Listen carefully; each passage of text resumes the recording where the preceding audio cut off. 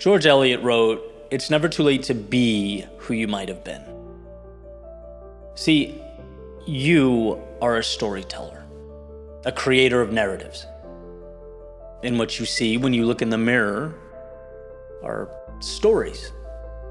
Stories about your past. I am the type of person who does X, right? X being an accumulation of history, of things you've done, you used to do. And in theory, there's truth to that. We are what we repeatedly do. But here's where it becomes a problem. When you confine yourself to that narrative, when you become stuck there, when you are unable to become something new because you're telling yourself, that's not who I am. Just because that was the narrative doesn't mean it always has to be. You can always pick up the pen and start writing a new chapter. I put on a green shirt last month, every day last week. Therefore, I am someone who wears green shirts. Therefore, tomorrow, I must put on a green shirt. It's who I am. Seems a tad ridiculous, right? Until you change the example a little bit. I was called out recently for saying, I am a runner trying to put on weight. Building muscle in the past has been a challenge for me, right? Because I am a runner. And I was running 7 to 10 miles a day. Well, now in the present, the story's changed. I've essentially stopped running, at least distance running. I'm focusing on the gym. And in a group setting with my trainer there, I recently said, it's been challenging for me to put on weight as a runner.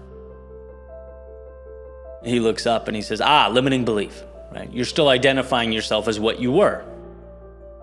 And he's dead on. 100% right. That's an old story, right? I ran long distance for years, had a quote unquote distance running body type for years.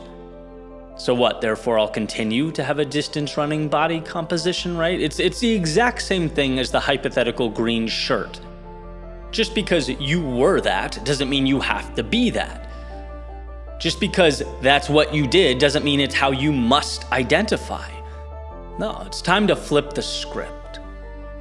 And when you start unpacking this idea, it gets crazy quickly. Like you realize how many areas in our lives we create these limiting beliefs, how much we adhere to or shackle ourselves, tie ourselves to old narratives.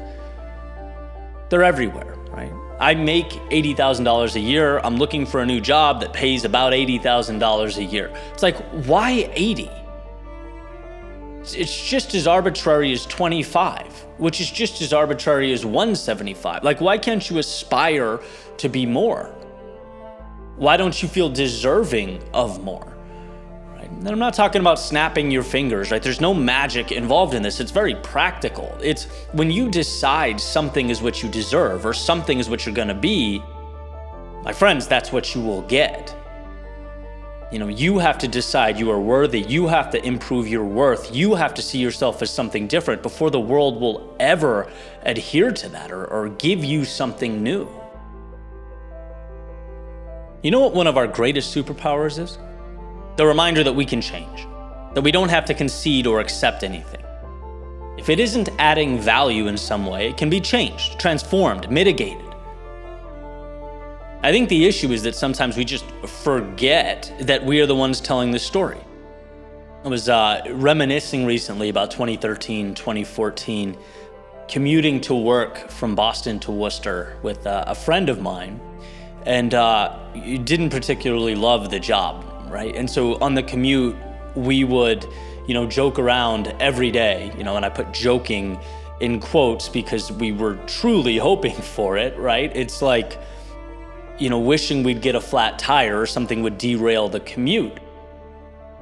And, as time goes on, hindsight's 2020, you look back and you realize just how weak and pathetic that is. Like hoping for external circumstances to guide you where you most want to go because, I won't speak for him, but me personally, I couldn't manufacture the courage to change, right? Not for a long time at least. Because here's the deal, no one was forcing me at gunpoint to be there. I didn't have to do anything. It was as simple as the story I told myself was every day, over and over again, this is what you're supposed to do. It doesn't matter if you like it or not. It doesn't matter if it lights you up. It doesn't matter if this is the best use of your skill set. This is what you do, right? That was the narrative playing in my head, right? And therefore it's what I did. Changing that thought pattern was one of the most challenging things I've ever done, but it's unequivocally true that at any point I could have looked around and said, this isn't me. I'm gonna start building a life that is. Eventually I got there. It just took time. It's one of the reasons I'm so passionate about, trying to give others that nudge, to empower people to, make change in their lives, as opposed to looking around and hoping outside circumstances, push you to where you need to be. It all comes back to that idea that we have way more control than we think we do. We just have to be aware of the lines we draw around ourselves. There are so many places where it's like, oh, we can't step over there.